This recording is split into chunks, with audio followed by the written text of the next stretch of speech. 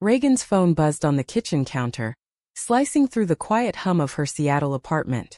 She stared at the screen, her heart slamming against her ribs like a trapped animal. It was her mother after 8 years of silence, inviting her home for Christmas, with a postscript that read, "We've missed you, and there's something important we need to discuss." She hadn't spoken to her family since that fateful night in Boston, when she'd come out at 22, her voice trembling but resolute. "I'm gay, Mom. Dad. And I'm in love with a woman." The words had hung in the air like smoke from a dying fire, only to be met with her father's reddened face and her mother's tears. "This isn't you, Reagan. It's a phase. We can't accept this sin in our home." They'd cut her off, no calls, no visits, leaving her to rebuild her life alone on the West Coast. Now this invitation. It felt like a trap, but curiosity, or was it desperation for closure, pulled her in. Riley stirred from the couch, her auburn hair tousled from their afternoon nap. "Who was that?" she asked, her voice soft but probing. Reagan hesitated, her mind racing through the what-ifs. Riley had been her anchor for 5 years, the one who understood the scars of rejection without needing explanations. But telling her about the invite meant dredging up the past, and Reagan wasn't sure she was ready for that storm. "Ignore it," Reagan muttered to herself, but her fingers betrayed her, typing a reply. "I'll be there." What was she thinking? The flight was booked before she could second-guess, her inner voice screaming warnings. This could heal old wounds or rip them wide open. As she packed, memories flooded back. The way her sister Emily had smirked during that coming-out dinner, whispering to their parents later. Emily, always the golden child, straight, married with kids. What did they want now? The plane ride was a blur of turbulence, both external and internal. Reagan's thoughts swirled. Why now? Her father's health? Money issues? Or had they finally come around? Hope flickered, fragile as a candle in the wind. Landing in Boston, the cold December air slapped her face, a harsh reminder of the life she'd fled. She rented a car and drove to the old colonial house in the suburbs, her grip tight on the wheel. Pulling up, the house looked unchanged, twinkling lights wreath on the door, the picture of holiday cheer. But inside her, doubt gnawed. She knocked, and her mother opened the door, eyes widening. "Reagan, you came." The hug was awkward, stiff, like embracing a stranger. Her father was in the living room, frielier than she remembered, his once commanding presence diminished by age. "Dinner's almost ready," her mother said, avoiding eye contact. Emily arrived shortly after, with her husband Mark and their 2 kids. The table was set with all the trimmings, turkey, stuffing, cranberry sauce, but the air was thick with unspoken words. Reagan sat, her stomach in knots, forcing small talk about her job as a graphic designer. Then, as dessert was served, her father cleared his throat. "Reagan, we're glad you're here. We've been thinking about everything." Her heart leaped. Apology? Acceptance? But his next words shattered that illusion. "Your grandmother's will. She left a substantial inheritance, but with conditions. For the family to receive it, we all need to be united. Present a strong front." Reagan's fork clattered. "What does that mean?" Emily jumped in, her voice saccharine. "It means no scandals, Reagan. No alternative lifestyles tarnishing the family name. We've arranged for you to meet someone, a therapist, to help you fix this." The room spun. This wasn't reconciliation, it was extortion. Reagan's mind screamed betrayal, but she stayed seated, the weight of years of longing pinning her down. How could they? After all this time, reducing her identity to a scandal for money? She glanced at her phone, thinking of Riley back home, oblivious. What price would she pay for this charade? As the evening wore on, arguments simmered. "You owe us this," her father said, his voice laced with desperation. "For all we've done for you." Reagan's inner turmoil raged. Part of her wanted to scream, to walk out forever. But another part, the child still seeking approval, whispered to stay, to negotiate. By bedtime in her old room she lay awake, tears silent. Was this the family she'd mourned? Or monsters in familiar skins? The next morning, coffee in hand, Reagan confronted Emily alone in the kitchen. "You planned this, didn't you?" Emily's eyes flashed. "Someone had to. Mom and Dad are struggling financially. And you? Living your life out there, forgetting us." "Forgetting?" Reagan thought bitterly. They'd erased her. Reagan's resolve hardened as the day unfolded, the house feeling more like a pressure cooker than a home. She wandered the halls, memories assaulting her. Childhood Christmases filled with laughter, now tainted by the present deceit. Why had she come? To prove something to herself or to them? Riley's text buzzed. Miss you already. How's it going? Reagan typed and deleted responses, unable to articulate the mess. Lunch was tense, small talk veering into dangerous territory. Her mother mentioned the therapist again. A nice Christian counselor, who'd helped others like you. Reagan's blood boiled. Like me? You mean gay? It's not a disease, Mom. The words escaped before she could stop them, igniting the fuse. Her father slammed his hand on the table. Don't start that here. We're trying to help. Help. Reagan's mind reeled. This was control wrapped in concern. Emily chimed in. Think about the kids, Reagan. They look up to you. What kind of example are you setting? The hypocrisy stung. Emily, with her perfect hetero life, judging her. Alone in the backyard, snow crunching underfoot, Reagan called Riley. They're using Grandma's money to blackmail me into conversion therapy. Riley's gasp was audible. Get out of there, babe. It's not worth it. But Reagan hesitated. What if I can change their minds? Make them see me? Riley's voice softened. At what cost?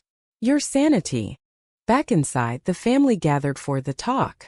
Her father laid out the plan. Attend sessions, publicly denounce her lifestyle, and the inheritance would flow part to her, even. It's for your own good, he insisted. Reagan's inner conflict peaked. The money could secure her and Riley's future. Buy a house, start a family. But the price? Her soul. She agreed to meet the therapist, a decision that haunted her immediately. Dr. Harlan was a slick man in his 50s, office smelling of stale coffee and false empathy. Homosexuality is often rooted in trauma, he said, probing her past. Reagan sat rigid, answering minimally, her thoughts screaming lies. Was this betrayal of herself? Of Riley? That night Emily cornered her. I know about Riley. Saw her on your social media. Reagan froze. What about her? Emily's smile was predatory. She's pretty. But imagine if the family knew details. It could complicate things. Threat? Reagan's mind raced. Emily had always been jealous, but this? Reagan's decision to stay felt like chains tightening. She texted Riley half-truths, guilt gnawing. The next day, another session with Dr. Harlan, pushing reparative exercises. Reagan played along outwardly, but inside rage built. How many had suffered this? Society's whispers echoed. It's unnatural. Family first. But what family demands erasure? A family outing to the mall amplified the divide. Stranger stares at her short hair and androgynous style reminded her of societal judgment. Her niece tugged her hand. Aunt Reagan, why don't you have a husband?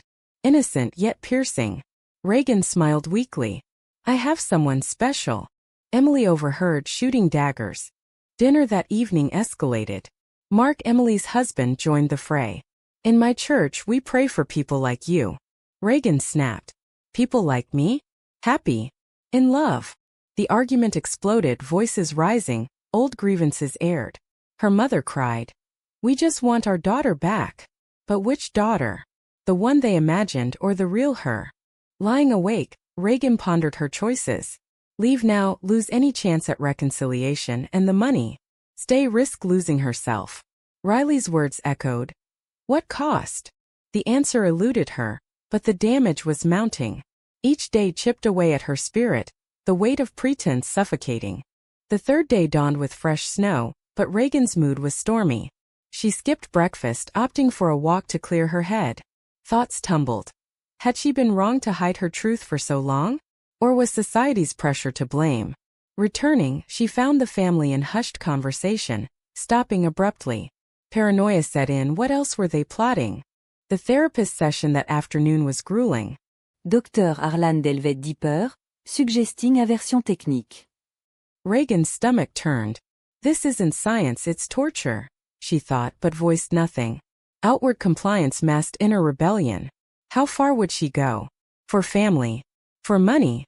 The moral quandary gnawed. Betray Riley or betray blood? Emily's antagonism peaked over lunch. You think you're better than us living in sin out west? Regan countered. Sin? Love isn't sin. The exchange drew lines, her parents siding with Emily. Isolation deepened.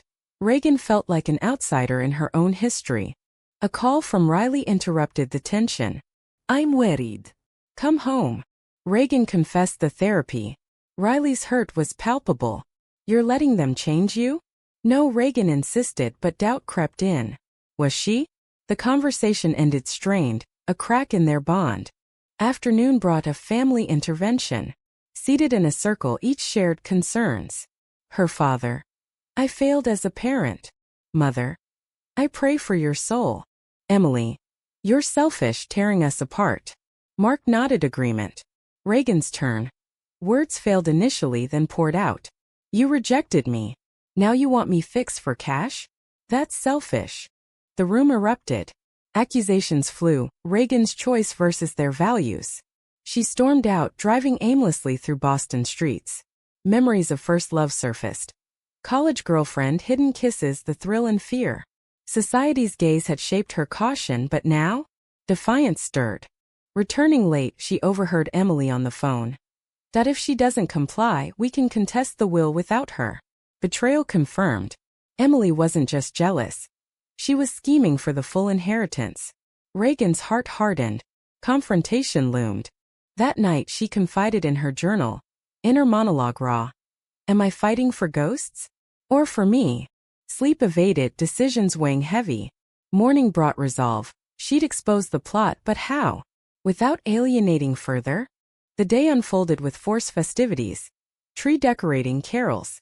Regan participated mechanically, observing dynamics. Her parents' frailty tugged at her. Emily's ambition repelled. A moral fork. Forgive for peace or fight for truth. Another therapy session pushed boundaries. Dr. Harlan suggested dating a man as homework. Regan laughed bitterly inside. No. But aloud she demurred. The charade cracked. She walked out mid-session, a small victory. Home she faced backlash. You're not trying, her father bellowed. Argument reignited, truth spilling. Grandma wouldn't want this. Regan yelled. Silence followed, seeds of doubt planted. Riley texted. I can't do this if you're not you. Ultimatum. Regan's world tilted. The price of family? Losing love. Choices crystallized. Tension mounting toward breaking point. Regan awoke to chaos. Her phone flooded with messages from Riley. We need to talk. Panic surged. Had Emily contacted her? Rushing downstairs, she found the family at breakfast, Emily smirking. Sleep well. Suspicion confirmed. Confronting Emily privately. What have you done?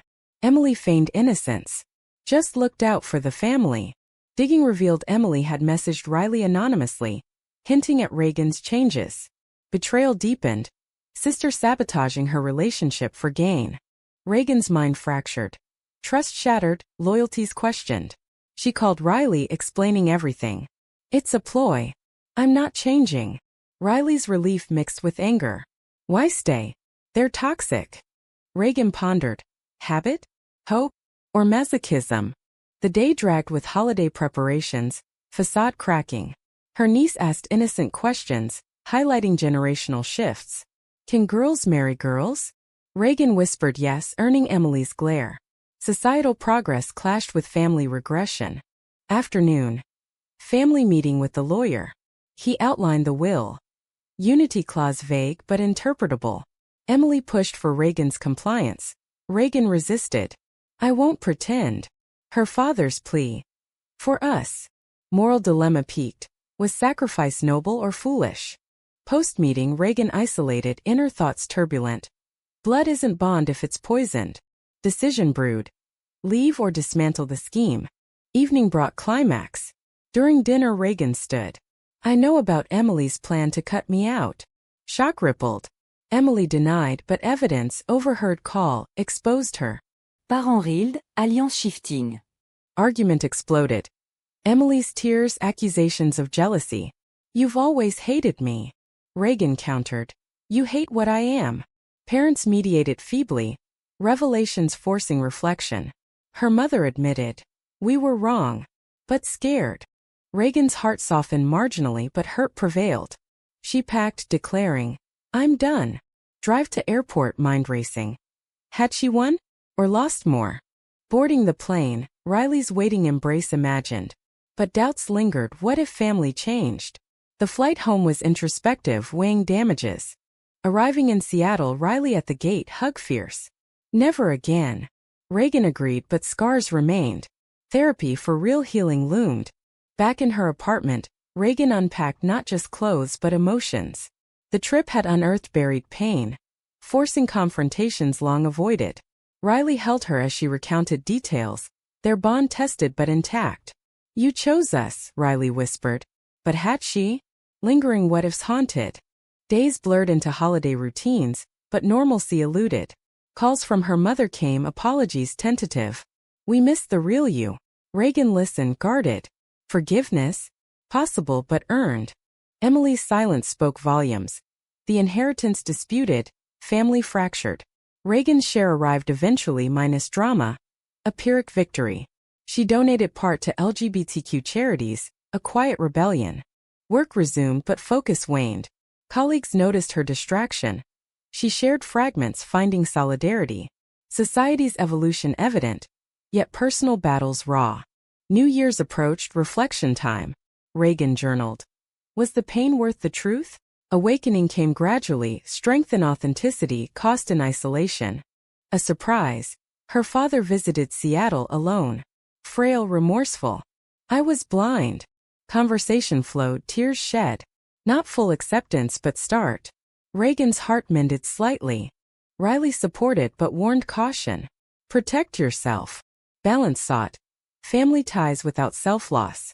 Months later, equilibrium found. Reagan advocated locally, turning pain to purpose. Riley proposed, ring simple, promise profound. Through storms. Wedding small, absent family save father.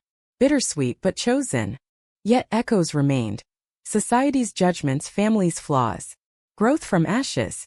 In the end, was Reagan's forgiveness a sign of strength, or a concession to outdated norms?